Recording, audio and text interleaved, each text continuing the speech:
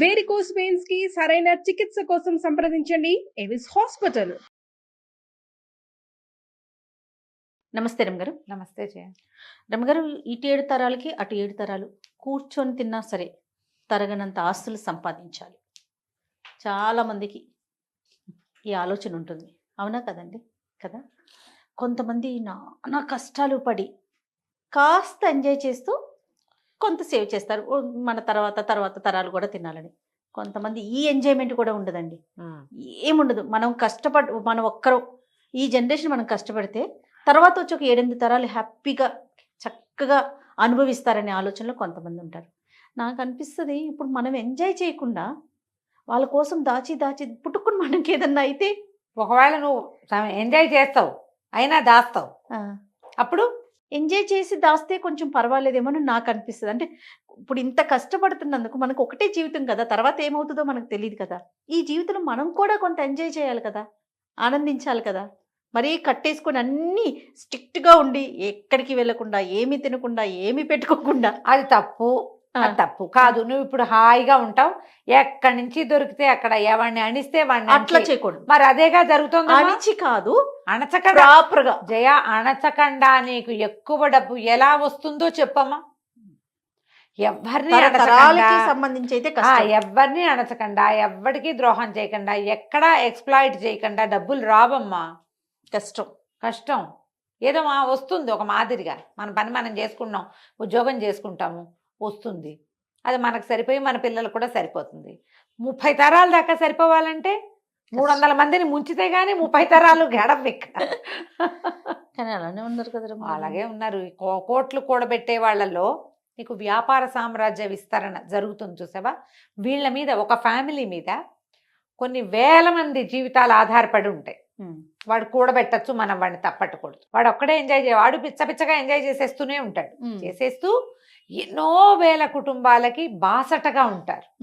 ఉన్నాయి అట్లా వ్యాపార సామ్రాజ్యాలు లేవు. వాడిని మరి అంత తప్పటక్కర్లా. ఇంకొంతమంది ఉంటారు, ఎవరికి ఏమీ పెట్టేది ఏమి ఉండదు. ఆ ఇంట్లో ఉన్న 10 మంది 8 మంది వాళ్ళ దగ్గర పనిచేసే ఒక 5-6 అంతే. ఇక వీడు అక్కడ 100 ఎకరాలు, ఇక్కడ 1000 ఎకరాలు, అక్కడ 500 రకాలు, అక్కడో మేడ, ఇక్కడో మేడ, ఏమిటేమిటో చేస్తారు. పుసుకున అర్ధరాత్రి హార్ట్ అటాక్ వస్తుంది. నిద్రలో వాడు మూలిగాడో ముక్కేడో కూడా భార్యకి తెలీదు. తెల్లారేసరికి చచ్చిపడి ఉంటారు. అంతే. ఈ వీళ్ళు ఇన్ని కోటలు, మేడలు, మిద్దెలు ఎవరి కోసం? ఏం చేస్తారు వీళ్ళంతా? ఇలాంటి వాళ్ళు ఎంతమంది ఉన్నారమ్మా. పూర్వకాలం కూడా రాజులు ఇలా వాళ్ళు ఉన్నారు. అవును. ఒక మంచి కథ చెప్తాను చూడు దీని మీద. చెప్పండి. ఇలాంటి టాపిక్స్ మీద ఎన్ని కథలు ఉన్నాయో జయ. ఇది ఇప్పుడు సంపాదించద్దని కాదు, మేడలు మిద్దెలు ఏర్పరచుకోవద్దని కాదు, దానికోసం ఇతరులని పిండద్దని. నువ్వు ఎంత సంపాదించినా నీ లైఫ్ స్పాన్ భగవంతుడు సాధారణంగా 100 ఏళ్ళు మంది. నీ ఆరోగ్యము, నీ అనారోగ్యము, నీ జబ్బు, నీ తాలూకు గ్రహస్థితులతో అది 30 కావచ్చు, 10 కావచ్చు, 10 కావచ్చు, 30 కావచ్చు, 40 కావచ్చు, 50 కావచ్చు, 60 కావచ్చు. రేపొద్దున గృహప్రవేశం అయితే ఇవాళ సాయంత్రం కూడా నువ్వు పరలోకగత అవ్వచ్చు, చెప్పలేం మనం. తాపత్రయం ఎందుకు? హాయిగా ఉండు, నీతో పాటు ప్రజలు కూడా ఉండి హాయిగా. ఎవరిదో లాగేసుకోవాలని ఎందుకు అనుకుంటారు? నువ్వు ఎంత లాక్కున్నా నీకు 1000 ఏళ్ల జీవితం రాదే. అంతేగా. నీకున్న రాయబడిందే, భగవంతుడు ఇచ్చింది 100, అందులో నువ్వు తగలబెట్టుకున్నది ఎంతో. అది ఏ రోజో తెలీదు. బస్ ఎక్కి దిగని వాళ్ళు కనపడుతున్నారు, రైలు ఎక్కి దిగరు, విమానం ఎక్కి దిగలేరు, ఇంట్లో పడుకుని నిద్ర లేవలేరు, బాత్రూంలో నుంచి బయటికి రాలేరు. ఇది ప్రస్తుత కాలం. ఇప్పుడు జిమ్కి వెళ్ళి కూడా తిరిగి రాలేని వాళ్ళని ఎంతమందిని చూసామో మనం కదా. ఎందుకు వచ్చింది? ఇందులో ఏదైనా సహాయం చెయ్యి, కనీసం జీవన సాఫల్యాన్ని పొందు. నువ్వు ఎంత కూడబెట్టావని కాదు, నీతోటి ఏదొచ్చిందో నువ్వు పోయాక కూడా నీ మంచి ఏదైనా మిగిలితే అది నీది. నువ్వు పోయాక ఆస్తులు మిగిలితే అది నీది కాదు. ఏమంటారు మనవలు, ముని మనవలు, మా తాత ఇక్కడ 150 కొన్నాడు, ఆ 10 కూడా కొంచెచ్చాడు కాదు పాడువాడు అని తిడతారు. మా తాత ఎంత బాగా కొన్నాడు అని అనరు. ఇంకా అదేదో చేయలేదు, ఇదేదో చేయలేదు, అమావాస్య నాడు అట్టెట్టేవా, పున్నన్నాడు పప్పేసేవా అంటారు. అంతకంటే ఏముంది? అన్నీ చేశాడు కానీ మా తాత కొన్ని తెలివి తక్కువ పనులు చేశాడు. దీనికే నువ్వు సంపాదించింది అదే కదా. ఇంత సంపాదన ఆలోచించద్దు. ఆలోచించండి. ముని మనవళ్ళ పెళ్లిళ్ళకు కూడా మంగళసూత్రాలు చేయించి ముందు పెట్టుకోవాలనుకుంటారు. అసలు మన మనవాళ్ళ పెళ్ళిళ్ళ నాటికి సూత్రాలు ఉంటాయో ఉండవో. అదే కదా. ఇప్పుడే లేవు. ఏ పెళ్లి కూతురికి 16 రోజుల పండగ కాకముందే సూత్రాలు వెళ్ళిపోతున్నాయి మేళ్లలో నుంచి, నల్లపూసలు వేసుకుని తిరుగుతారు. ఉపయోగం లేని పని కదా. ఈ కథ చెప్తాను చూడు. పారసీక దేశం అంట, పర్షియాలో ఒక అబూ ఫజల్ అని ఒక రాజుగారు ఉండేవారు. ఆయనకి తన మేడంటే ఎంత ఇష్టమో చెప్పరా అని ఇష్టం. అలా ఇంటి మీద ప్రీతి చాలా మందికి ఉంటుంది, ఇప్పుడు మనకు కూడా ఉంటుంది. అయితే ఈ ప్రీతితోటి గోడలకి మణులు మాణిక్యాలు అద్దిచ్చేవాడు, బంగారపు మలామా చేయించేవాడు.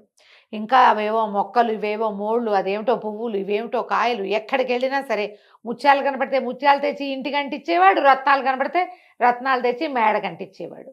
అట్లా పెద్ద మేడ కట్టాడు, బ్రహ్మాండమైన సౌధం.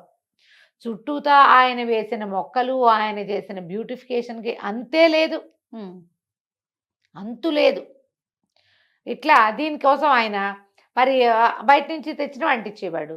ఎప్పుడైనా ఏదైనా సంవత్సరం బొక్కసంలో డబ్బులు లేవంటే ఏదైనా ఒక చిన్న పన్ను యాడ్ చేసి ప్రజల దగ్గరికి రాబట్టి అదంతా దీనికి మలామా చేయించేవాడు ఈ ఇంటికి, ఈ మేడకి. అట్లా ఎంతకాలమో జీవించి పోయాడు ఆయన. 80 ఏళ్ళుండి పోయాడు. అబూ ఫజల్ గారి కొడుకు అబూ షేక్ ఆయన రాజయ్య. పోయే ముందు వాళ్ళ నాన్న అబూ ఫజల్ గారు షేక్కి చెప్పారట, ఒరే షేక్ బాబు, ఇది మన ఇల్లు అంటే పంచప్రాణాలు రా నాకు, దీన్ని ఎంత సౌందర్యవంతంగా తీర్చిదిద్దాను, ఇంటిని భద్రంగా చూసుకో, కుదిరితే మరింత అందంగా తీర్చిదిద్దు అని చెప్పాడు. నాన్న చేతిలో పెట్టాడని షేక్ గారు కూడా యథాశక్తి ఇంటికి బ్యూటిఫికేషన్ చేయించారు. ఆయన తన 56వ ఏట పరంపదించారు. తాతగారు వేసిన పన్నులు ఉన్నాయి, తండ్రి గారు అబూ షేక్ గారు వేసిన పన్నులు నడుస్తూనే ఉన్నాయి. వీళ్ళు ఈ 55వ ఏట పరంపదించిన ఆయనకి ఒక కుమారుడు ఉన్నాడు. ఈయన పేరు రహీం. ఓకే. అయితే ఈయన అబ్బో ఆయనకి ఎంత సౌందర్యారాధకుడో ఆ కుర్రాడు. వాడికి ఒక 30 ఏళ్ళు ఉంటాయి. అయితే ఇక ఆ అబ్బాయి అన్ని పన్నులు అయిపోయినాయి. ఏం పన్ను వెయ్యాలి ప్రజల మీద? ముత్యాలు, రత్నాలు, వజ్రాలు అన్నీ అయిపోయినాయి. ఇప్పుడు చెట్లకి ఏమైనా సౌందర్యవంతంగా చేయాలనుకున్నాడు. మనకు మొక్కలకి ఇట్లా లైట్లు పెట్టి కనపడుతుంటాయి అక్కడక్కడ, వాటి కూడా బ్యూటిఫికేషన్. పెంపుడు కుక్కలకి మెడల్లోకి బంగారు బెల్టులు, వాటికి మెడలోంచి వేళ్లాడేందుకు బంగారపు వీటికి ఏమంటారు గంటలు. పిల్లులకి సౌందర్యం. అంత అద్భుతమైన ఇంట్లో తిరిగే కుక్క పిల్లి కూడా అందంగా ఉండాలి చూడు మరి, అంతే కదా. బాతులుంటే వాటికి బ్యూటిఫికేషన్, బాతులకు కూడా కాళ్ళ గజ్జలు ఉండాలి, మెడలో అదేమిటో ఉండాలి, ఇంకేమిటో కావాలి. ఇన్ని చేశారు. చివరికి ఏమైంది, అన్ని ట్యాక్సులు టైట్. మంత్రి గారు అన్నారు, ఇంకా ట్యాక్సులు వేయలేమండి, ప్రజలు తిడుతున్నారండి, వద్దు ఇంకా ఆగిపోదామంటే కుదరదు ఆయనకి. కాదు, ఏదో కొత్త రకం పెయింట్స్ వచ్చినాయి, అవి వెయ్యాలంటే మన దగ్గర డబ్బులు లేవు, మన దగ్గర వస్తున్నవన్నీ ఈ మెయింటెనెన్స్కి సరిపోతుంది. ఎప్పటికప్పుడు కొత్త కొత్త కూలీలను తేవటం, పై దేశాల నుంచి కొత్త ఇళ్ల పని వాళ్ళని తేవటం. వాడొచ్చి చైనా దేశంలో ఏం బొమ్మలు వేసేవాళ్ళు డ్రాగన్ బొమ్మలు ఇక్కడ వేస్తానంటాడు. దానికి పెయింట్ ఖరీదు, దానికి అంటించే బంగారపు రేకు ఖరీదు, దానికి రాళ్ళు ఖరీదు, ఉన్న రత్నాలు చాలవు, ఇంకేమిటో అనర్ఘ రత్నాలు కావాలి, డబ్బు కావాలి. దాన్నింటికి డబ్బులు కావద్దు. అందుకని ఏం బాగా ఆలోచించి ఆయన 4 పన్ను విధించాడు. 4 పన్ను. ఎవరెంత మాట్లాడితే వాళ్ళకంత పన్ను. 4 వాడడం. తిండికి వాడుకోవచ్చు, మేమేం కాదనం, దానికి అసలు మాకు అభ్యంతరం లేదు. కానీ మీరు పబ్లిక్ లో మాట్లాడారంటే మీరు ఎంతసేపు మాట్లాడారో దానికి తగ్గట్టుగా రమగారు మన ఇద్దరు ఉండుంటే ఆ కాలంలో తెగ నమ్మి ఇచ్చినా కూడా మన పన్ను తీరదు. అక్కడి నుంచి ఏం చేస్తారు ఊళ్ళో వాళ్ళు, నోళ్ళు మూసుకుని ఉండటం మొదలుపెట్టారు. అవసరానికి కొట్టుకెళ్ళి బాబు అది ఇవ్వు ఇది ఇవ్వు, దీని రేట్ ఎంత అడగాల, వాడికో పావలా. కాసేపు ఏదో మా అమ్మాయికి ఒంట్లో బాగుండలేదని డాక్టర్ దగ్గర 10 నిమిషాలు చెప్పాడు, కాడికి 100 రూపాయలు. ఇక ఎన్ని చోట్ల పన్నులు, దానికోసం కొత్త అధికారులు, మరి వాళ్ళందరి జీతం భత్యం ఇవ్వద్దు, వాటన్నిటికీ వీళ్ళ దగ్గర నుంచే రావాలి. నోరెత్తడానికి భయపడి చచ్చే పరిస్థితి వచ్చింది. అన్ని సైగులే, అన్ని చోట్ల కుదరదు చూడు. ఎట్లయితే పాపం పిల్లలకి అర్థం కాదు. బళ్ళో మాస్టర్లు పాఠం చెప్పాలంటే నోరు తెచ్చి చెప్పాల్సిందేనా?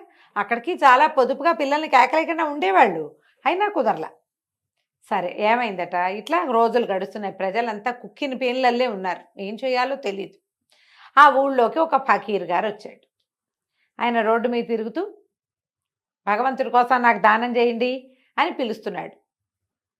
మా భవతి భిక్షాందేహి అంత పార్సీ భాషలో ఏదో అనాలి, అదేమిటో అంటున్నాడు ఆయన. ఒక 4-5 భగవంతునికి సంబంధించిన వాక్యాలు చెప్పి దానం చేయండి ఓహో అంటాడు. ఎవరు రారు. ఏమిటి ఊరు గొడ్డుపోయిందా? ఇదివరకు ఎప్పుడో 10 ఏళ్ల నాడు వచ్చినప్పుడు బ్రహ్మాండంగా భిక్ష పెట్టారే ప్రతి వాళ్ళు. ఎన్నో ఇళ్లలో ఈ ఇళ్లలో తిన్నాను నేను. ఫకీర్లకు అన్నం బిడ్డ మారేశారేమిట్రా మీ మొహాలు మండా అని అరిచి కేకలు పెట్టాడు. ఓ ఇంట్లో ఒక ఆయన బయటకు వచ్చి ఇంట్లో నుంచి, బాబు అంతగా అరవకు, నువ్వు పన్ను కట్టాల్సి వస్తుందన్నాడు. అనేసరికి ఎందుకు పన్ను అంటే, మేమంతా 4 పన్ను కడుతున్నాం స్వామి, మేమెవరమేం మాట్లాడినా సరే ఇక తప్పదు, నీ అరుపులు భరించలేక వచ్చా. నేను మా ఇంట్లో నువ్వు 10 ఏళ్ళ నాడు వచ్చినప్పుడు మా ఇంట్లో నేను అప్పటికి కుర్రాన్ని, మా ఇంట్లోనే అన్నం తిన్నావు. అప్పుడు నాకేదో బోధ కూడా చేసావు. నేనేదో దేవతా వాక్యాలు నువ్వు చెప్పినవే చదువుకుంటున్నా ఇప్పటికి కూడా. ఆ ప్రేమతోటి వచ్చా. నువ్వు మాట్లాడేవా నీకు డబ్బులు పడతాయి, నీతో మాట్లాడేవా మాకు పడతాయి. ఇది మా పరిస్థితి. ఏం చేస్తున్నాడు రా మీ రాజు ఈ డబ్బంతా అన్నారు. ఆయన నువ్వు ఉండే హర్మ్యానికి పెడుతున్నాడు ఆయన. అక్కడి నుంచి ఏమైంది ఈయన అనుకున్నాడు, ఇది బాగుందని, సరే నాకు ఇప్పుడేం అన్నవద్దు, ఏమైనా జామకాయ ఏదైనా ఇవ్వమంటే ఆయన వాడు 2 ఫలాలు ఇచ్చాడు ఆ ఇంటి ఆయన. ఈ ఫకీర్ గారు 2 నోట్లో వేసుకుని సరాసరి రాజభవనానికి వెళ్ళాడు. రాజభవనం దాకా వెళ్ళేసరికల్లా మరి ఫకీర్లు స్వతంత్రులు కదా, గేట్లోంచి లోపలికి వెళ్ళబోయాడు. వాళ్ళు ఏదో అడ్డం పడ్డారు. ఇంకా అసలు కళ్ళూరు పోయాడు. ఏంటి ఫకీర్లకు ప్రవేశం లేదా ఇందులో అనగానే తప్పుకున్నారు. ఈయన లోపలికి వెళ్ళాడు. అదే తన ఇల్లే అన్నంత స్వతంత్రంగా లోపలంతా నడిచి తిరిగాడు. ఎక్కడో వంటశాల వాసనలు వస్తున్నాయి, అక్కడికి వెళ్ళాడు. వెళ్ళి అక్కడ పేటేసుకుని కూర్చుని పెట్టు అంటే శుభ్రంగా అన్నం పెట్టారు. అయినమంతా అంత జోరుగా వచ్చి అడిగితే రాజుగారికి ప్రీతిపాత్రుడు అయి ఉంటాడు అనుకున్నారు వాళ్ళు. లోపల నుంచి మొదట గేటు దగ్గర ఆపారు, కానీ తర్వాత వాళ్ళు ఎవ్వరూ ఆయన ఆపల. జోరుగా వచ్చేసాడు లోపలికి. మనం తక్కుతూ తారుతూ వెళ్తే అవతల వాళ్ళు అనుమాన పడతారు. మా ఇల్లే అన్నట్టుగా వెళ్ళిపోతే ఎవరేమంటారు. చక్కగా వంటశాలలో పక్కన పేటేసి కూర్చుని శుభ్రంగా ఆ రోజు రాజుగారి కోసం వండిన వంట అది భోజనం చేసాడు. విస్తట్లో వడ్డిచ్చేసుకుని, వాళ్ళ భాషలో ఏదో అంటారు, తెలుగులో కాబట్టి నేను విస్తరని చెప్తున్నా. అక్కడి నుంచి అలా నడుచుకుంటూ వెళ్ళి రాజుగారి ప్రత్యేకమైన గది ఒకటి ఉంది, మహారాజు గారి గది. అదే మన ఏమంటారు చక్రవర్తి గది. మనం సూట్స్ ఉంటాయి కదా, ప్రెసిడెన్షియల్ సూట్స్, ఆ స్వీట్ రూమ్లోకి పోయాడు. పెద్ద మంచం, దాని మీద పట్టుపరుపు వేసింది. అది వెండి జరీతోటి నేసిన ఒక పెద్ద దుప్పటి పరిచింది. షాండ్లైర్స్ ఉన్నాయి, వింజామార్లు విసురుతున్నారు ఎవరో. పోయి మంచం మీద పడుకున్నాడు. ఈ లోపల ఏమైంది, రాజుగారు భోజనానికి వచ్చాడు. భోజనానికి వచ్చి ఆల్రెడీ అక్కడ ఎవరో తిన్నట్టు కనపడేసరికి ఎవరు వచ్చారు ఏంటని అడిగాడు. ఎవరో ఒక ఆయన ఫకీర్ వచ్చాడండి, ఆయన వడ్డించమన్నాడు, వడ్డించేసామంటే ఎవర్రా అంటే ఎవరు తీసుకొచ్చారంటే ఆయనే వచ్చాడు. ద్వారపాలకులను అడిగితే ఆయన అంతటా ఆయనే లోపలికి వచ్చేసాడు. లోపలికి వచ్చాడు, భోజనం చేశాడు. ఆయన ఎక్కడున్నాడంటే మీ సూట్లో పడుకున్నాడు. ఈయన చకచక అక్కడికి వెళ్ళాడు. వెళ్తే మంచం మీద హాయిగా కాళ్ళు బాగా చాపుకొని చేతులు ఇట్లా పైకి పెట్టుకుని, చంటి బిడ్డలు పడుకుంటారు కదా అట్లా 2 చేతులు పైకి కాళ్ళు ముందుకి పెట్టి పడుకుంటారు. అట్లా నిద్రపోతున్న ఫకీర్ని చూశాడు. దగ్గరికి వెళ్ళాడు. ఏమనాలో తెలియలే, ఏదో అందామనిపిస్తోంది, కానీ ధైర్యం చాలటల్లా. ఫకీర్లని వాళ్ళని అంతంత ఏం పెద్ద మాటలు మాట్లాడలేదు కదా. ఆయన కళ్ళు తెరిచి చూశాడు. ఏరా అన్నాడు. ఈయన అన్నాడు, రాజుగారు బాబు నిద్ర బాగా పట్టిందా? పట్టింది. బాగా భోజనం బాగా కుదిరిందా? కుదిరింది. బాగా చక్కగా మందిరం అంతా చూశారా? చూశారు. ఎందుకు బాబు ఇక్కడికి వచ్చారు? మీలాంటి ఫకీర్లకి బ్రహ్మాండమైన సత్రాలు కట్టించామే మేము ఊళ్ళోను. హాయిగా అక్కడ మీరు సుఖంగా ఉండొచ్చు, మీ బోటి వాళ్ళు చాలామంది ఉంటారు. ఇక్కడికి ఎందుకు వచ్చారండి? ఈ ఇల్లు ఎవరు కట్టారా అన్నాడు ఆయన. మా తాత అండి. మీ తాత ఎన్నేళ్ళు ఉన్నాడు? మా తాత 80 ఏళ్ళు వచ్చేదాకా బతికాడండి. తర్వాత ఎవరు వచ్చారండి? మా నాన్న వచ్చాడండి ఈ బిల్డింగ్లోకి. ఇది మేముండే ఇల్లు అని చెప్తున్నాడు. ఇది మేముండే ఇల్లు, నువ్వు అక్కడ ఉండాలి కదా అన్నాడు. అందుకే చెప్తున్నాడు అనమాట. మీ నాన్న ఎన్నేళ్ళు ఉన్నాడు? 55 ఏళ్ళు. మరి నువ్వెన్నేళ్ళు ఉంటావురా అన్నాడు. ఇప్పుడు నాకు 30 ఏళ్ళు అండి, నేను ఎన్నాళ్ళైనా ఉంటాను, ఎన్నాళ్ళు ఉంటా, నాకు ఎంత టైం ఉందో అన్నాళ్ళు ఉంటా. మరి ఇప్పుడు ఇది కూడా సత్రమేగా. సత్రం అంటే ఏమిటి? ఎవరైనా వచ్చి ఉండి వెళ్ళిపోవచ్చు అంతే. నువ్వు ఇప్పుడు వచ్చావు, ఉన్నావు, వెళ్ళిపోతావు. వెళ్ళిపోకుండా ఇక్కడ కూర్చుంటావా నువ్వు? ఇది సత్రమే. నేను ఇదే సత్రం అనుకున్నా. ఎందుకంటే మీ తాత కట్టాడు, వెళ్ళిపోయాడు. మీ నాన్న దీన్ని పెంచాడు, వెళ్ళిపోయాడు. నువ్వు పెంచుతున్నావు, వెళ్ళిపోతావు అంతే. సత్రం ఇది. అందుకే వచ్చా లోపలికి. గటక్కుమంది రాజుకి. నిజం కదా? అంతేగా. ఇప్పుడు ఓ చించుకుని నేను వాళ్ళవి వీళ్ళవి నాలుక పనులేసి వాళ్ళ నాలుకలు కత్తిరించి ఈ గోడకి మలామా చేసిన నా టైం ఎన్నాళ్ళో నేను అంతే కదా ఉంటాను. వెళ్ళిపోతావు కదా. ఈ లోపల నేను రోజుకు ఒకసారైనా తింటాను, లేదా 2 సార్లైనా తింటాను, అంతేగా. నా పొట్ట ఎంత ఉంది అంత పొట్ట. దీనికి 1/2 గ్లాస్ బియ్యము, పావు గిద్దెడి పప్పు చాలు. 10 సార్లు తినవు. ఎవ్వడు 10 మాటలు తినేవాడు లేడు. 10 సార్లు నిద్రపోవు. రోజుకు 2 మాటలు భోజనం, 1 మాట నిద్ర అనే కదా. అంతే. రోజుకు ప్రతివాడికి ఉండేది 24 గంటలేగా. ఎందుకురా ఇంత తాపత్రయం? జనాల దగ్గర నుంచి అంతంత సొమ్ము వసూలు చేసి ఈ రకంగా ఈ ఇంటిని పెంచుతున్నావు. నువ్వు ఉండేది ఎన్నాళ్ళు? ఇది సత్రం.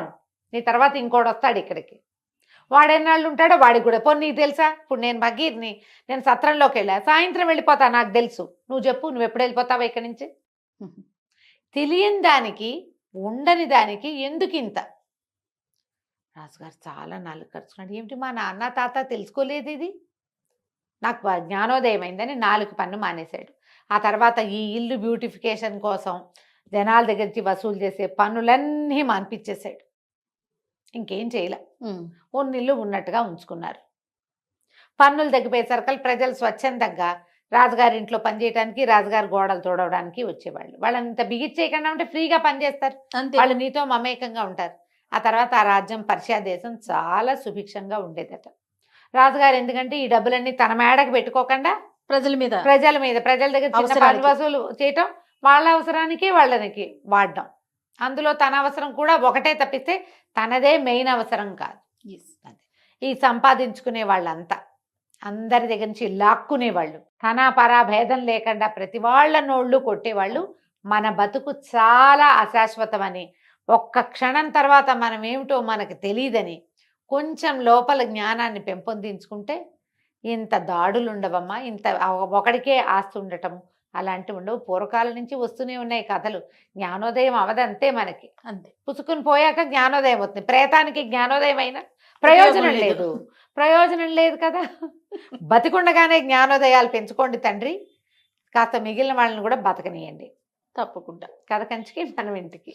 4 పన్ను మాత్రం చాలా బాగుంది రామగారు. నమస్తే అండి. నమస్తే.